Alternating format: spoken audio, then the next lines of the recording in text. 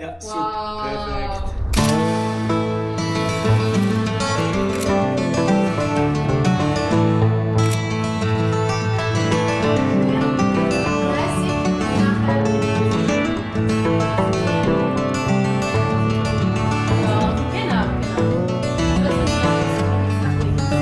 Welcome back to another episode of Go Big or Go Home. It's definitely go home this time.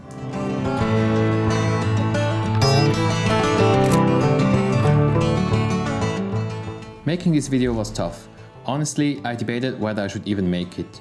Because out of the 3 rolls I shot that day, 2 were complete disasters. Imagine pouring your heart into something only to walk away with barely anything to show for it. Yeah, that's how I felt. But here I am sharing the chaos with you. Because this day wasn't just about the screw-ups, it was about lessons learned, the friendships, and the magic that somehow came together despite everything going wrong. So let's rewind and start at the very beginning of this roller coaster.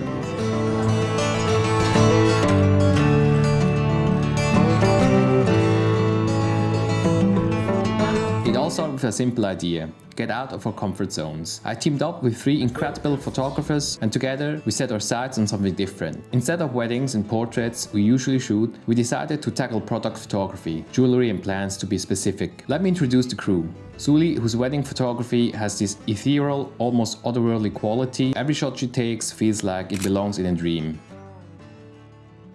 Then we have Sam, also a wedding photographer, a high-energy creative and a knack for making you feel anything is possible.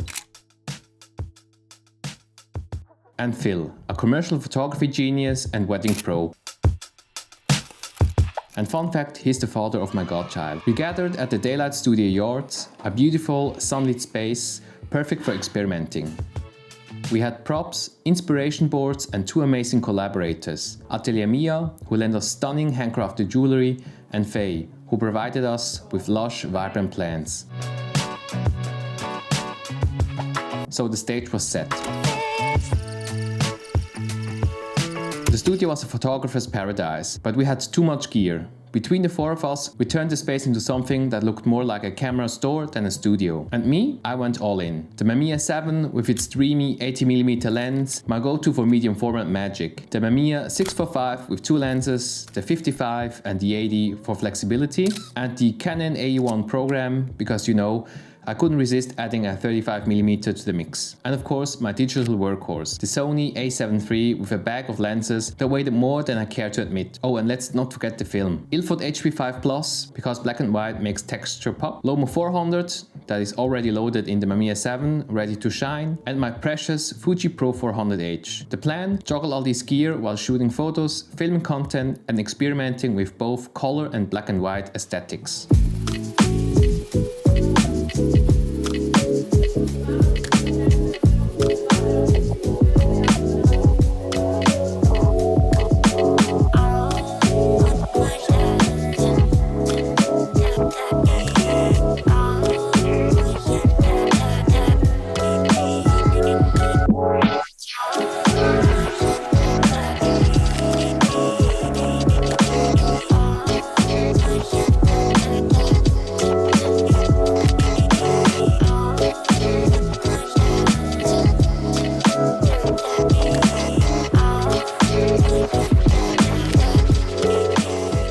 By mid-morning, I felt the cracks starting to show. I couldn't keep track of which camera had which film, what I shot or what I still needed to do. My mind was in a dozen places at once, and that's when things started slipping.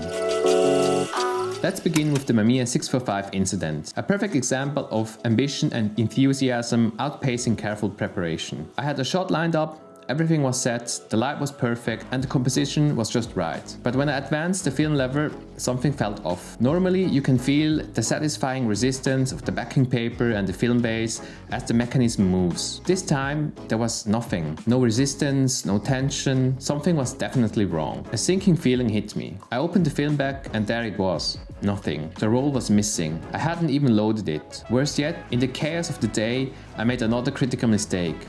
I usually mark the loaded film bags with a piece of tape to indicate there's film inside, my failsafe to avoid exactly this situation. But somehow, in the whirlwind of setups and shooting, I must have labeled the wrong bag. Convinced that neither bag had film loaded, I opened the second bag to check. And that's when it hit me. I had loaded the film earlier that morning. A fresh roll of Ilford HP5 Plus completely ruined. 2 rolls lost. One that never existed and another sacrificed to a simple mix-up. Despite the hiccups, the day pushed forward. Time wasn't on our side. We only had the studio until 3 p.m. and the pressure was mounting. We'd spent the morning experimenting with plants and jewelry, struggling to bring life to the objects.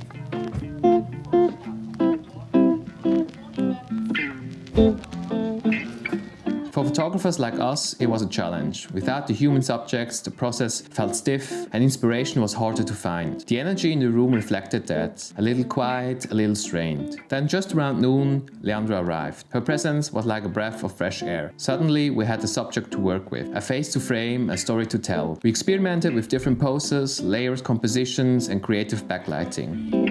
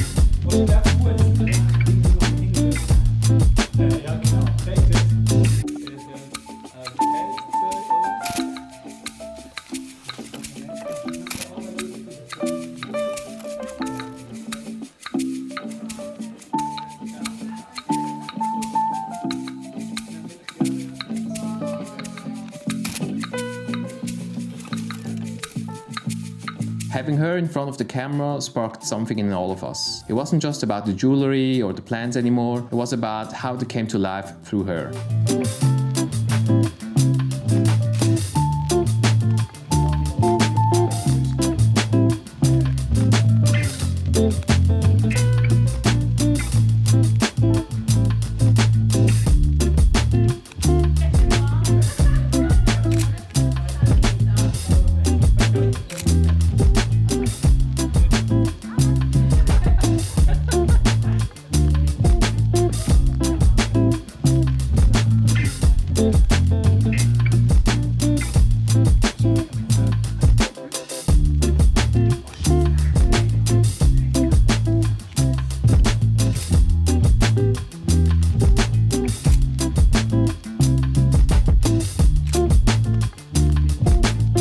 By the time Levi joined us a bit later, the mood had completely shifted. Together, the couple added a dynamic energy to the shoot. The chemistry was magnetic and it brought out the best in all of us. Now we could pair the products with real human connection, creating images that felt authentic and vibrant. The struggle in the morning melted away as we found our groove, blending our love for photographing people with the challenge of showcasing the products. It was the perfect example of the right subjects can completely transform the energy of a shoot.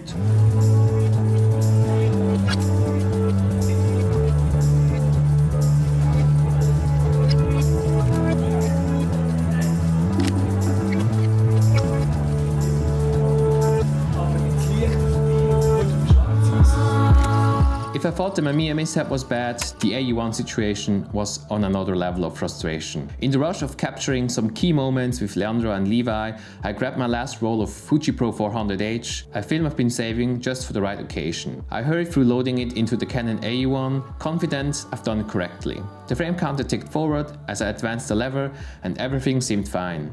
Or so I thought. By the time I reached frame 38, something felt off. The film advance lever moved effortlessly without the familiar tension that comes when pulling film through the camera. I knew something was wrong, and when I got home, I placed the camera in the safety of a dark bag and opened it to check, and my worst fear was confirmed. The take-up spool hadn't engaged. The entire roll of film was still perfectly coiled in the canister, untouched and unexposed. Not a single shot has been captured, especially since it was such a rare film stock, but it taught me a critical lesson. Slow down. Better to sacrifice the frame to confirm the film is loaded correctly than to lose an entire roll to avoidable haste.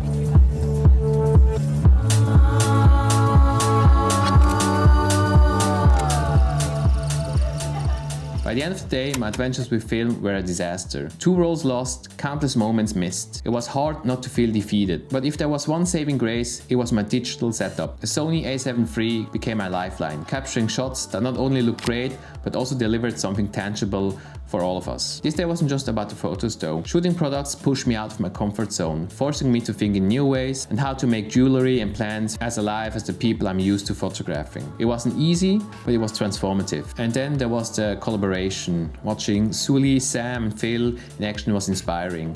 Each brought their own unique touch, turning ideas into reality with their creativity and problem-solving skills. It felt less like a photo shoot and more like a group of artists jamming together. Leandro and Levi were the unsung heroes of the day. Leandro, who arrived first, gave us a chance to experiment with poses and layering effects. Her patience made the experimentation feel exciting instead of overwhelming.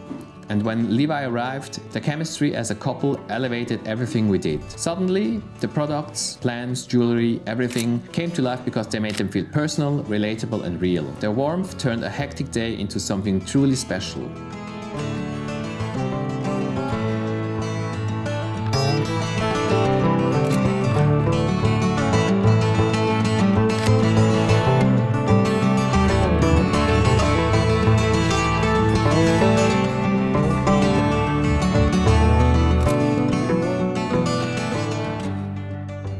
We walked away with more than just photos. Yes, we made some banger shots, but also learned a lot and rubbed off on each other. To Faye, Atelier Mia and the Daylight Studio Yard, thank you for trusting us with your creations and giving us the opportunity to challenge ourselves. To Leandra and Levi, you brought the heart and soul to our day.